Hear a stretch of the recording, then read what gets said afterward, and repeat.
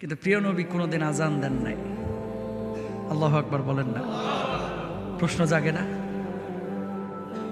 যে আজান দিয়ে মানুষকে নামাজের জন্য ডাকা হয়, এ আজান নবীজি কোনোদিন দেন নাই, কেন হুজুর? এটা আবার কেমনে কথা, কেমনে সম্ভব? নবীজি কেন কোনোদিন আজান দিল না?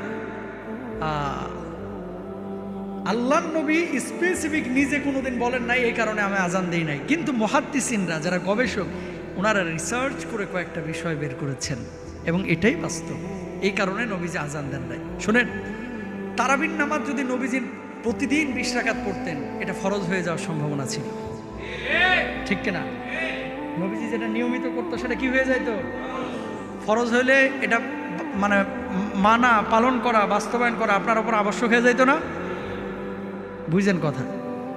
মায়ার নবী, রহমতের নবী, দয়ার নবী, এই জন্য প্রতিদিন 20 রাকাত উনি তারাবির নামাজ পড়েন নাই। কেন? যদি পড়ি ফরজ